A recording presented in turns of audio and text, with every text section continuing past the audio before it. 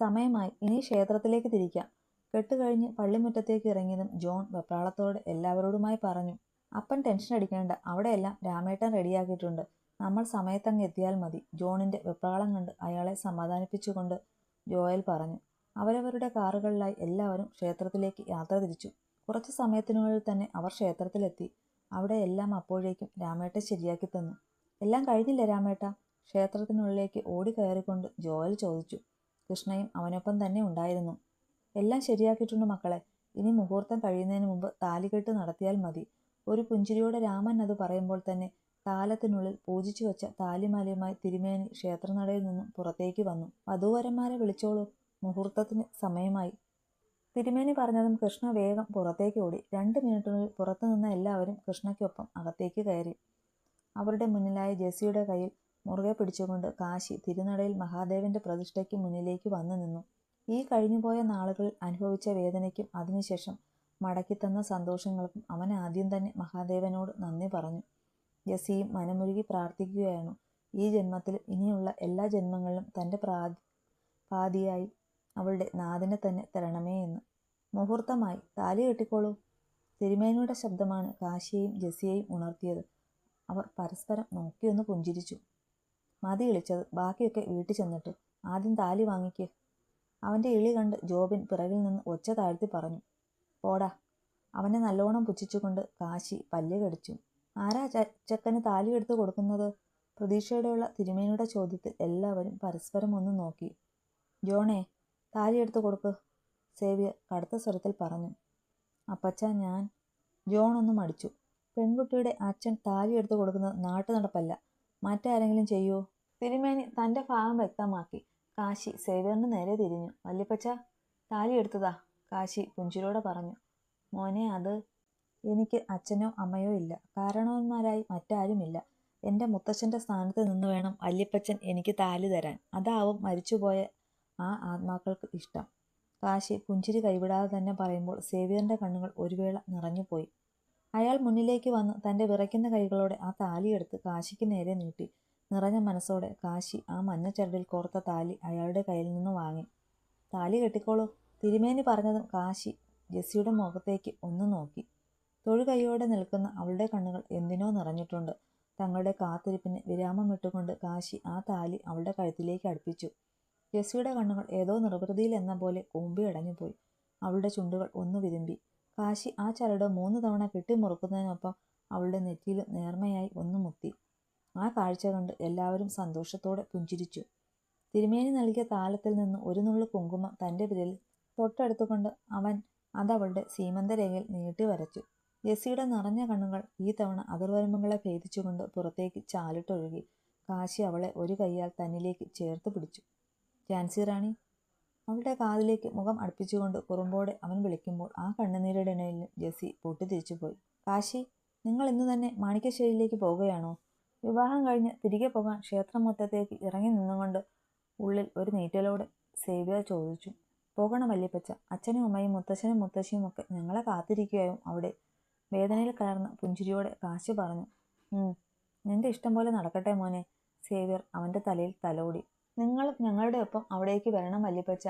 ഇവളെ അവിടെ വരെ ഒന്ന് കൊണ്ടുപോകണമെന്നേ ഉള്ളൂ എനിക്ക്. അവിടുത്തെ ചടങ്ങുകൾ കഴിഞ്ഞ ശേഷം കുരിശിങ്കിലേക്ക് തന്നെ പോകാം നമുക്ക്. ജോബിക്കും ലിയയ്ക്കും ചടങ്ങുകൾ ബാക്കിയുണ്ടല്ലോ. പക്ഷേ ജെസ്സിയെ കൂട്ടി ആദ്യം മാണിക്യശ്ശേരിയിലേക്ക് തന്നെ പോകണം എനിക്ക്. അതെനിക്ക് നിർബന്ധമാണ്. കാശി തൻ്റെ തീരുമാനം അയാളെ അറിയിച്ചു. പോകാം മോനെ, സേവ്യർ പുഞ്ചിരിയോടെ പറഞ്ഞു. അപ്പോൾ തന്നെ എല്ലാവരും ഒരുമിച്ച് മാണിക്യശ്ശേരിയിലേക്ക് തിരിച്ചു. വാ. മാണിക്യശ്ശേരിയിൽ എത്തിയതും ജെസ്സിയുടെ കൈകളിൽ മുറുകെ പിടിച്ചുകൊണ്ട് കാശി മനയുടെ തെക്കുവശത്തേക്ക് നടന്നു.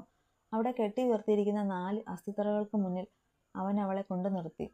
നിങ്ങളുടെ ആഗ്രഹം സാധിച്ചു തന്നിട്ടുണ്ട്. ഞങ്ങളെ അനുഗ്രഹിക്കണം. അസ്ഥിത്തറകളിലേക്ക് നോക്കി കൈകൾ കൂപ്പിക്കൊണ്ട് കാശി അത് പറയുമ്പോൾ ജെസ്സിയുടെ കരച്ചിൽ ചീളുകൾ അവിടെ ഉയർന്നു. കാശിയുടെ കണ്ണുകൾ നിറഞ്ഞൊഴുകുന്നുണ്ടായിരുന്നു. അവനെ തന്നെ നോക്കി വാ മൂടി കരഞ്ഞു പോയി ജെസ്സി. അനുഗ്രഹം വാങ്ങിക്ക് ജെസ്സി.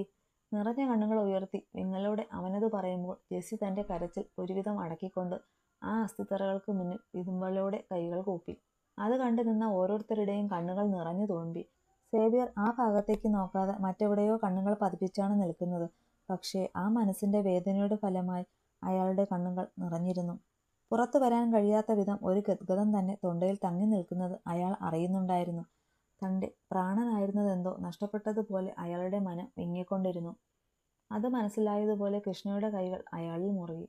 സേവ്യർ മുഖമുയർത്തി നോക്കാതെ തന്നെ അവളെ തന്നിലേക്ക് ചേർത്ത് പിടിച്ചു. കൃഷ്ണ പതിയെ അയാളുടെ നെഞ്ചിലേക്ക് ചാഞ്ഞു. വലത് കാൽ വെച്ച് കയറിക്കോ മോളെ. മനയുടെ ഉമ്മറപ്പടിയിൽ നിന്ന് ജെസ്സിയുടെ കൈകളിലേക്ക് നിലവിളക്ക് വെച്ചു കൊടുത്തുകൊണ്ട് സുമിത്ര സന്തോഷത്തോടെ പറഞ്ഞു. അവർക്കൊരു പുഞ്ചിരി കൈമാറിക്കൊണ്ട് ജെസ്സി അവരുടെ കയ്യിൽ നിന്നും വിളക്ക് വാങ്ങിക്കൊണ്ട് വലതുകാൽ എടുത്തു വെച്ച് ഐശ്വര്യത്തോടെ മനയുടെ ഉള്ളിലേക്ക് പ്രവേശിച്ചു. അവൾക്കൊപ്പം തന്നെ കാശിയും. അവരെ ഒരുമിച്ചിരുത്തി ബാക്കിയുള്ള ചടങ്ങുകൾ കൂടി പൂർത്തിയാക്കിയ ശേഷമാണ് അവർ ഒരുമിച്ച് കുരിശിങ്കിലേക്ക് തിരിച്ചത്. അവിടെ എത്തിയ ഉടൻ ജോബിൻ്റെയും ലിയയുടെയും ബാക്കിയായ ചടങ്ങുകൾ കൂടി നടത്തിയ ശേഷം നമ്മുടെ ആൺപിള്ളേരെല്ലാം കൂടി കല്യാണത്തിൻ്റെ ആഘോഷങ്ങളിലേക്ക് കടന്നു. അപ്പോൾ എങ്ങനെയാ, തുടങ്ങുമല്ലേ?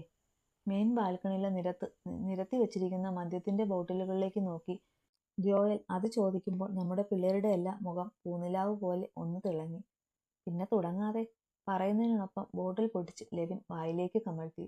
എടാ എടാ, വെള്ളം ഒഴിച്ചടിക്കടാ, കൂമ്പ് വാടിപ്പോവും. അയ്യോ വല്യപ്പച്ചൻ, ഓടിക്കോടാ. പെട്ടെന്ന് തൊട്ടടുത്ത് സേവ്യറിന്റെ ശബ്ദം കേട്ടതും എല്ലാവരും നിലത്തുനിന്നും ചാടിപ്പിടഞ്ഞെഴുന്നേറ്റ് പല വഴിക്ക് ഓടാൻ തുടങ്ങി. ഓടിച്ചിട്ടടിക്കും ഞാൻ, ഇവിടെ വായല്ല. സേവ്യർ കൽപ്പ് മോഡ് ഓണാക്കിയതും എല്ലാവരും ഡീസൻ്റായിട്ട് അയാളുടെ മുന്നിൽ വന്ന് നിന്നു. ഇന്നല്ലയോടാ കുരുത്തം കെട്ടവന്മാരെ നിന്റെയൊക്കെ കെട്ട് കഴിഞ്ഞത്. ആ പെൺപിള്ളേര് നിന്നെയൊക്കെ നോക്കി റൂമിൽ കാത്തിരിക്കാൻ തുടങ്ങിയിട്ട് എത്ര നേരമായെന്നറിയോ? കാശിയുടെയും ജോബിൻ്റെയും ചെവിക്ക് പിടുത്തമിട്ടുകൊണ്ട് സേവ്യർ കപടദേഷ്യത്തോടെ പറഞ്ഞു. ആ വല്യപ്പച്ച വിട്, നോവുന്നു. കാശിയും ജോബിനും വേദന കൊണ്ട് തുള്ളാൻ തുടങ്ങി. ജോയലും ലെവിനും അത് കണ്ട് ചിരിക്കാനും. നീ കൂടുതൽ ഇളിക്കല്ലേ, നീയാണ് ഇവന്മാരെ എല്ലാം ചീത്തയാക്കുന്നത്. ജോയലിന്റെ ഇളി കണ്ട് അവനെ നോക്കി കണ്ണുരുട്ടിക്കൊണ്ട് സേവ്യർ പറഞ്ഞു. ഓ, ഇപ്പോ ഈ കുടിയന്മാരെല്ലാം പുണ്യാളന്മാരും ഞാൻ സാത്താനും. എല്ലാം കൂടിയങ്ങ് ആയിക്കോ, ഞാൻ പോവുക. സേവ്യറിനെ നോക്കി ചുണ്ടു കൊട്ടിക്കൊണ്ട് ജോയൽ അവിടെ നിന്ന് ചാടിത്തുള്ളി പുറത്തേക്ക് പോയി. ഡാ അളിയ, എന്നെ കൂടി കൊണ്ടുപോടാ. അവന് പിറകെ ഓടിക്കൊണ്ട് ലെവിൻ വിളിച്ചു പറഞ്ഞു. അവരുടെ പോക്ക് കണ്ട് ചിരിയോടെ സേവ്യർ ജോബിന്റെയും കാശിയുടെയും ചെവിയുടെ പിടിവിട്ടു.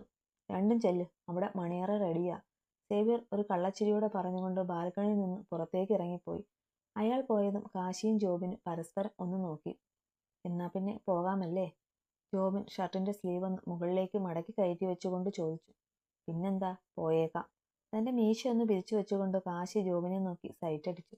ഇരുവരും ഒരുമിച്ച് മുന്നിലേക്ക് നടന്ന് അടുത്തടുത്തുള്ള 2 മുറികളിലേക്കായി കയറി പരസ്പരം ഒന്ന് നോക്കി കള്ളച്ചിരി ചിരിച്ചുകൊണ്ട് ഡോർ അടച്ചു.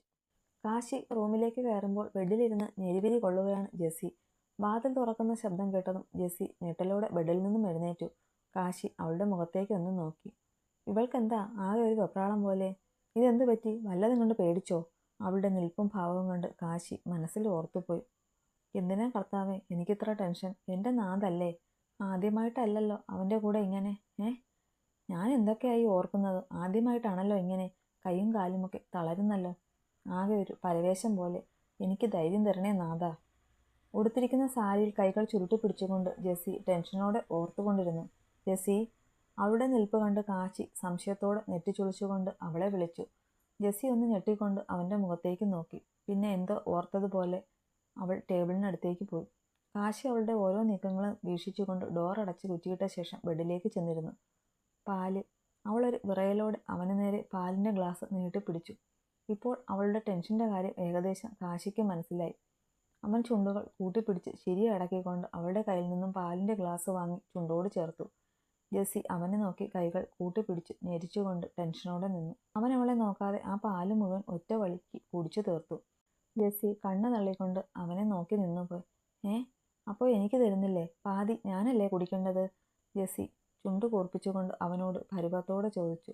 കാശി ഒന്നും മിണ്ടാതെ ബെഡിലേക്ക് കയറി കണ്ണടച്ചു കിടന്നു. തെണ്ടി, മൊത്തം കുടിച്ചിട്ട് കിടക്കുന്നത് കണ്ടില്ലേ? എന്തൊക്കെ പ്രതീക്ഷകളായിരുന്നു കർത്താവേ. ഈ അൺറൊമാൻറ്റിക് മൂരാച്ചിയാണല്ലോ എനിക്ക് പ്രേമിക്കാൻ തോന്നിയത്. ടെൻഷൻ അടിച്ചതെല്ലാം വെറുതെയായി. പിറുപിറുത്തുകൊണ്ട് ജെസ്സി ബെഡിൻ്റെ മറുവശത്തേക്ക് വന്ന് കിടക്കാൻ തുടങ്ങിയതും കാശി ഞൊടിയിടയിൽ ബെഡിൽ നിന്നും എഴുന്നേറ്റ് അവളുടെ കയ്യിൽ പിടിച്ചു വലിച്ച് തൻ്റെ മടിയിലേക്ക് ഇരുത്തി. പെട്ടെന്നുള്ള അവൻ്റെ നീക്കത്തിൽ ജെസ്സി ഒന്ന് ആഞ്ഞുകൊണ്ട് അവൻ്റെ തോളിൽ പിടിമുറുക്കി. അടുത്ത നിമിഷം കാശി തൻ്റെ ഒരു കൈ അവളുടെ പിൻതലയിലും മറുകൈ അവളുടെ ഇടുപ്പിലും മുറുക്കിക്കൊണ്ട് അവളുടെ ചുണ്ടുകൾ ഒന്നിച്ച് കടിച്ച് വായിലാക്കി നുണഞ്ഞു. ജെസ്സി പിണഞ്ഞുകൊണ്ട് അവൻ്റെ മുടിയിൽ പിടിമുറുക്കി. അവളുടെ കണ്ണുകൾ മിഴിഞ്ഞു. കാശി തൻ്റെ നാവ് അവൾക്കുള്ളിലേക്ക് കടത്തിക്കൊണ്ട് അവളുടെ നാവിനെ ചുറ്റി വരിഞ്ഞു. ജെസ്സിയുടെ പിടച്ചിൽ ശക്തമായി. അടുത്ത നിമിഷം തൻ്റെ നാവിലറിയുന്ന പാലിൻ്റെ മധുരത്തിൽ അവളുടെ കണ്ണുകൾ വികസിച്ചു. ആ കണ്ണുകൾ ആലസ്യത്തോടെ കൂമ്പിയടഞ്ഞു. തൻ്റെ വായ്ക്കുള്ളിലിരുന്ന പാല് മുഴുവൻ കാശി അവളിലേക്ക് പകർന്നു നൽകി. അവൻ്റെ ഉമിനീരിൽ കലർന്ന പാലിൻ്റെ മധുരം ജെസ്സിയെ മത്തുപിടിപ്പിച്ചു. അവളും തിരികെ അവൻ്റെ ചുണ്ടുകളെ ആർത്തിയോടെ നുണഞ്ഞു. അവളെ വിടാതെ തന്നെ കാശി അവളുമായി ബെഡിലേക്ക് മറിഞ്ഞു. അവൻ്റെ ദൃഢമായ ശരീരം അവളുടെ മൃദുലമായ മാറിടങ്ങളിൽ അമർന്നു. ജെസ്സിയുടെ പല്ലുകൾ കാശിയുടെ ചുണ്ടുകൾ അമർന്നു താഴ്ന്നു. കാശി തൻ്റെ കണ്ണുകൾ മുറുകെ അടച്ചുകൊണ്ട് അവളുടെ മേലുള്ള പിടിമുറുക്കി. അവൻ്റെ കൈകൾ അവളുടെ ശരീരമാകെ അലഞ്ഞു തിരിഞ്ഞു. അവളുടെ ഉയർച്ച താഴ്ചകളെ അവൻ്റെ കൈകൾ ആവോളം തൊട്ടറിഞ്ഞു. അവൻ്റെ ചുണ്ടുകൾ അവളുടെ ചുണ്ടുകളിൽ നിന്നും തെന്നിമാറി കഴുത്തിലേക്കിറങ്ങി. അവൻ്റെ ചുണ്ടും നാവും അവളിൽ കുസൃതി കാട്ടിക്കൊണ്ടിരുന്നു. അവൻ്റെ കൈകളാൽ അവളുടെ വസ്ത്രങ്ങൾ അഴിഞ്ഞു മാറി. അവൻ്റെ ചുണ്ടുകൾ അവളുടെ കഴുത്തിൽ നിന്ന് മാറിലേക്കും അവിടെ നിന്ന് വയറിലേക്കും അതിന് താഴേക്കും ചലിച്ചു. അവൻ തൻ്റെ ചുണ്ടിനാലും നാവിനാലും അവളുടെ സ്ത്രീയെ തൊട്ടുണർത്തി. ജെസ്സിയുടെ കൈകൾ അവനിൽ അയഞ്ഞും മുറുകിയും തൻ്റെ വികാരത്തെ പ്രകടിപ്പിച്ചുകൊണ്ടിരുന്നു. അവസാനം അവളിൽ ഒരു ചെറുനോവ് നൽകിക്കൊണ്ട് അവൻ അവളിലേക്ക് ആഴ്ന്നിറങ്ങി.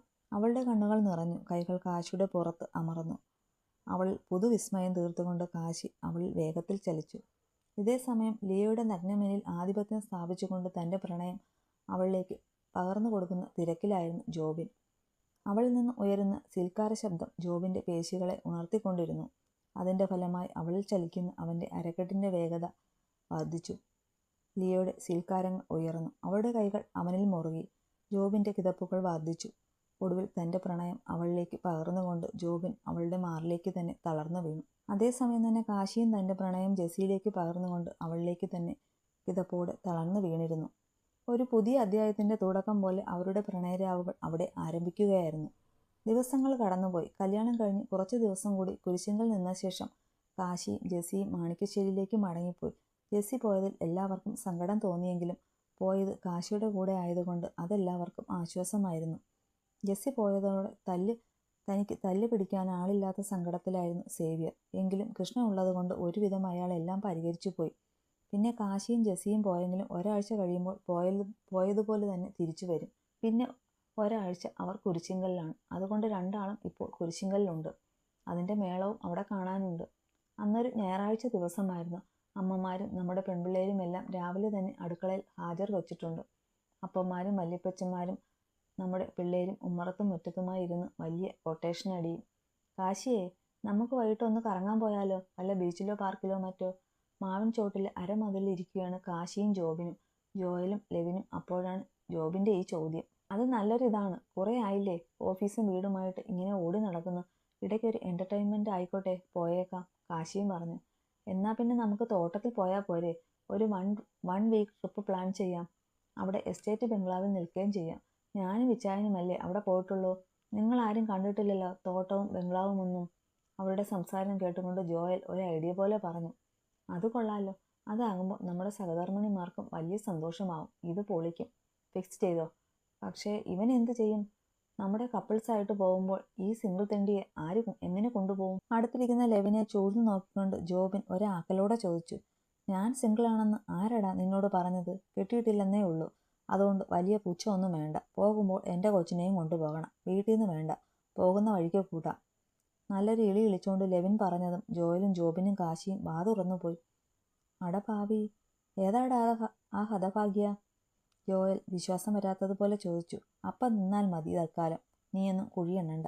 എല്ലാത്തിനും അതിൻ്റേതായ സമയമുണ്ട് ദാസ, അപ്പോൾ പറയാം. ലെവിൻ എല്ലാത്തിനെയും പുച്ഛിച്ചുകൊണ്ട് അവിടെ നിന്നും എഴുന്നേറ്റ് സ്ലോ മോഷനിൽ ഉമ്മറത്തേക്ക് നടന്നു. എടാ, ഇവൻ കൈവിട്ടു പോയി കേട്ടോ. ഇവനെയൊക്കെ എന്ത് വിശ്വസിച്ചാ കൂടെ കൊണ്ടുപോകുന്ന? ആ കൊച്ചിൻ്റെയൊക്കെ ഒരു വിധി. ഇവനെയും അവളെയും ഒരുമിച്ച് കൊണ്ടുപോയാൽ തിരിച്ചു വരുമ്പോഴേക്കും അതിന് വയറ്റിലാവും. അവൻ്റെ പോക്ക് കണ്ട് വാ പൊളിച്ചിരുന്നു കൊണ്ട് തന്നെ ജോബിൻ പറഞ്ഞു. ആ, കൊണ്ടുപോകാൻ തീരുമാനിച്ചില്ലേ? ഇനി അനുഭവിക്കുക തന്നെ വഴി. ആര്? അവൻ തന്നെ, അല്ലാതെ ആര്? അവൻ്റെ പെണ്ണിന് വയറ്റിലുണ്ടായ പിന്നെ നമ്മൾ എന്ത് ചെയ്യാനാ? അവൻ തന്നെ അനുഭവിക്കും. ഞാൻ എൻ്റെ പെണ്ണിനെ ഒന്ന് കണ്ടിട്ട് വരട്ടെ. ആരോടെന്നില്ലാതെ പറഞ്ഞുകൊണ്ട് കാശി എണീറ്റ് അകത്തേക്ക് പോയി. എന്നാൽ പിന്നെ ഞാനും അങ്ങോട്ട് പോയേച്ചും വരാം. ജോബിനും വലിഞ്ഞു. ഞാൻ മാത്രം എന്തിനാ ഇവിടെ ഇരുന്ന് ഈച്ചടിക്കുന്നത്? ഞാനും വരുക. ജോയലും അവർക്ക് പുറകെ പാഞ്ഞു. ഉച്ചഭക്ഷണം കഴിച്ചുകൊണ്ടിരുന്നപ്പോൾ തന്നെ ജോയലും എല്ലാവരോടുമായി തോട്ടത്തിലേക്ക് പോകുന്ന കാര്യം അവതരിപ്പിച്ചു. പെൺപിള്ളേരെല്ലാം അതോടെ ഹാപ്പിയായി. സേവിയറും അപ്പന്മാരും അവരുടെ സമ്മതം അറിയിച്ചതോടെ എല്ലാവരും ഹാപ്പി. പിറ്റേ ദിവസം തന്നെ അവർ തോട്ടത്തിലേക്ക് പോകാൻ തീരുമാനിച്ചു. ലെവിൻ തൻ്റെ രഹസ്യകാമുകയെയും എല്ലാം വിളിച്ച് സെറ്റാക്കി വെച്ചു. പക്ഷേ കുരിശിങ്കലുള്ളവരോട് അത് മാത്രം ആരും പറഞ്ഞില്ല. അത് പിള്ളേരുടെ എല്ലാവരുടെയും ഇടയിൽ തന്നെ രഹസ്യമായി ഇരുന്നു. കാശി ഓഫീസ് കാര്യങ്ങളെല്ലാം രാമേട്ടൻ്റെ മകൻ കിഷോറിനെ ഏൽപ്പിച്ചു. രാമേട്ടനെ പോലെ തന്നെ വിശ്വസ്തനായ ഒരാളാണ് കിഷോർ. പഠനമൊക്കെ കഴിഞ്ഞ് അവൻ നാട്ടിൽ വന്നതോടെ കാശിക്ക് അതൊരു ആശ്വാസമായി. എല്ലാ കാര്യങ്ങളും ഇപ്പോൾ കാശിക്ക് അവനെ വിശ്വസിച്ച് ഏൽപ്പിക്കാം. മനുയുടെ കാര്യങ്ങൾ രാമേട്ടനും നോക്കും. അതിലൂടെ ഒരാഴ്ച തോട്ടത്തിൽ സ്വസ്ഥമായി അടിച്ചു പൊളിക്കാനുള്ള വഴി കാശി കണ്ടെത്തി. കുരിശിങ്കൽ പിന്നെ അപ്പന്മാരുള്ളതുകൊണ്ട് ജോയലും ജോബിനും ഫ്രീയാണ്. അതുപോലെ തന്നെ ലെവിനും. അതുകൊണ്ട് എല്ലാം കൊണ്ടും എല്ലാവരും വളരെ സന്തോഷത്തിലാണ്. അങ്ങനെ അവർ തിരികുകയാണ് എല്ലാം മറന്നുള്ള ആ മനോഹരമായ യാത്രയ്ക്കായി.